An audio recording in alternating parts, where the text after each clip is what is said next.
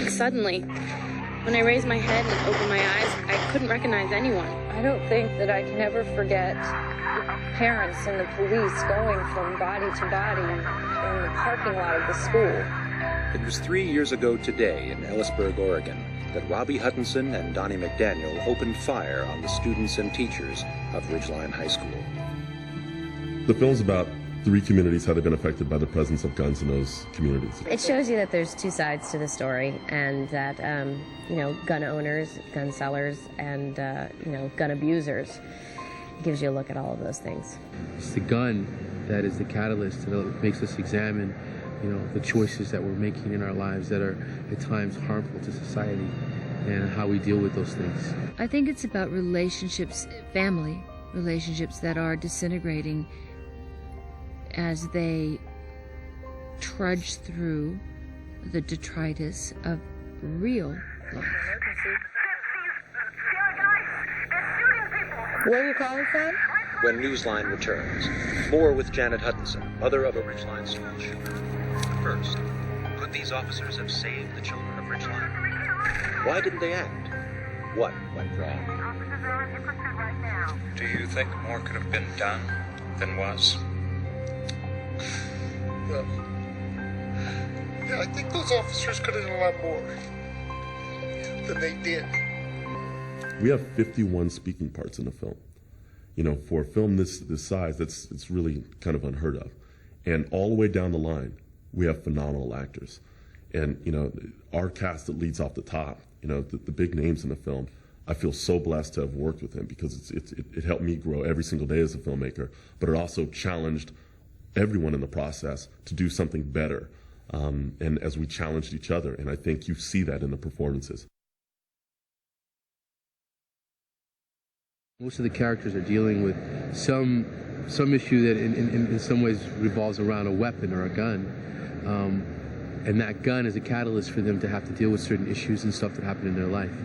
And in my case, or the case of the character that I play, he's moved his family into a community in a school where issues with guns and problems with guns in school is a large one.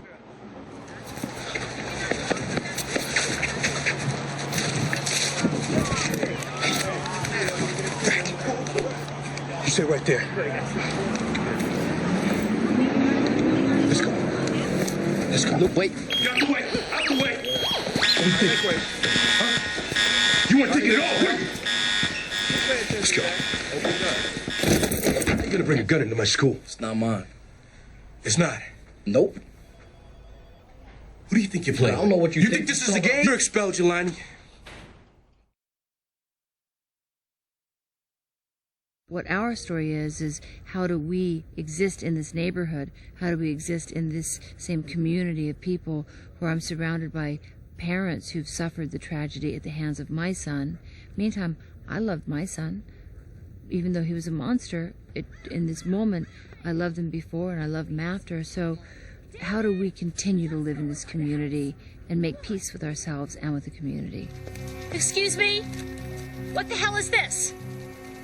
Why the hell would you put this on my lawn? Huh? What is your problem with me? You! I live here. This is my house. Where do you get off? Just... Why would you leave this for me? You deserve whatever you get, Janet. Oh, I can't believe Don't complain to them. How can you... This is so unreal. How dare you talk to me like that, Annette? Calm down and go inside. Oh, Bob? You have nothing to say to me. Your kid stands out here and sells weed like it's lemonade. My kid? No, yes. Janet, get out of the damn Don't act like you don't know. He's like right out Your here. son's a murderer. Oh, my son? Yeah, what do you have to say to that? Well, you know what? Your son's a murderer. No, you just stand out here talking about what? If you have a problem with people putting flags in your yard, I mean, do you realize what these flags represent? No, I have a problem with flags going in my yard. These flags represent the children. The children that were murdered by your son. Killed by your son. My son? So why do you have a red flag in your lawn, huh? The thing I liked about Marianne when I read the script was that it was a person who was entrenched in this tradition, and the dynamic between her and her grandfather and her environment versus his environment. When you look at the gun shop, it seems like someone's living room or someone's home. And that's what it is to part of her family, and that's part of her struggle, because it's something that seems unnatural but is very natural, and it's sort of a contradiction for her. It's just things are different around here. And some of it's college different, and some of it's just Southern or East Coast or whatever. Virginia different.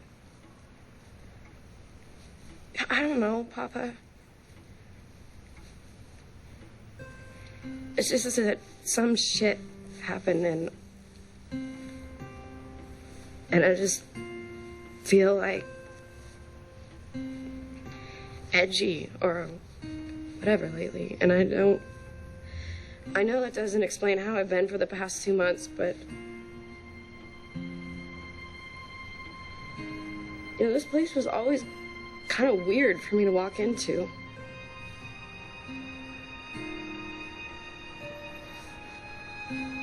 I guess around here it's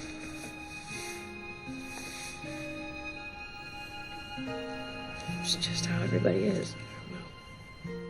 She comes today to the gun club to sort of learn a little bit more about something her family's been invested in for a very long time. And she shoots a gun for the first time since she's been a little kid.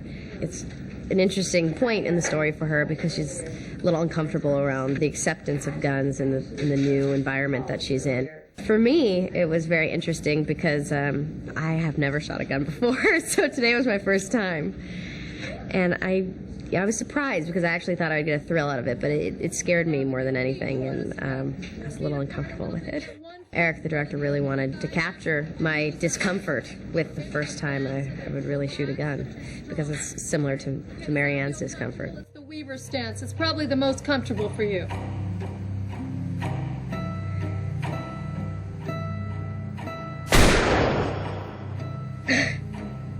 Again! Do it again!